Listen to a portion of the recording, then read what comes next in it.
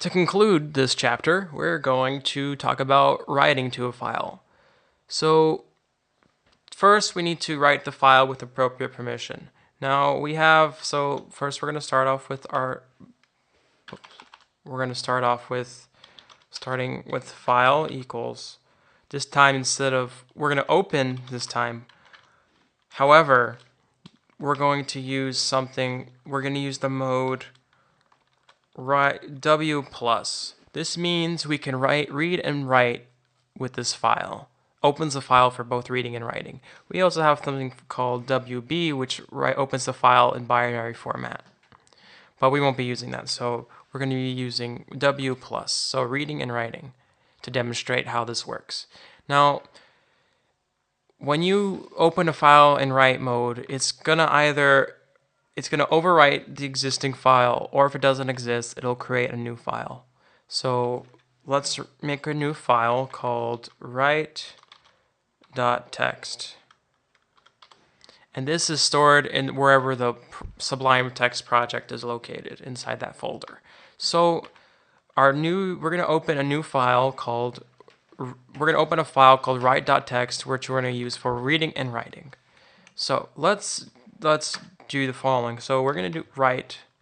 We have the method called write, and the argument inside that is the parameter inside that is going to be the string that whatever we're going to write to the file.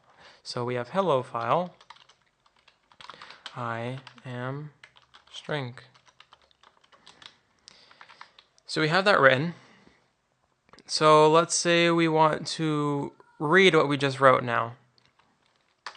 So once we write to a file, the pointer in the file is moved to the very end. So we want to get it back to the beginning. The pointer, back to the beginning. So we're going to use file.seek and then 0 to go back to the very beginning of the file. So we can actually go back to the beginning. Alright, so then we're going to print file.read, and then afterwards we're going to close as part of good practice. We're going to close. As you can see, it did it. Now if we removed seek, let's do remove seek. As you can see, there's nothing there because we're at the end of the file. So yeah, that's pretty much that. And then what we can also do, let's do fseek file seek back to the end, and we can basically write within that. So let's say once we use seek, we can write at that position. So at the very beginning of the file, we're going to write a new string as a part of the whole text inside the file. So let's do write. And then from that write, we're going to say this. And then we're going to build. And as you can see, it did it from that.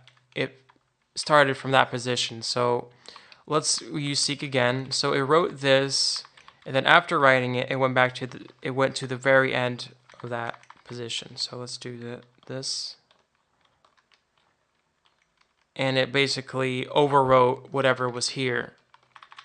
So it wrote the hell and hello with this because we were at the beginning, so it took 4 characters and rewrote them. And that pretty much concludes the chapter dealing with data input and file management. We hope to see you next time.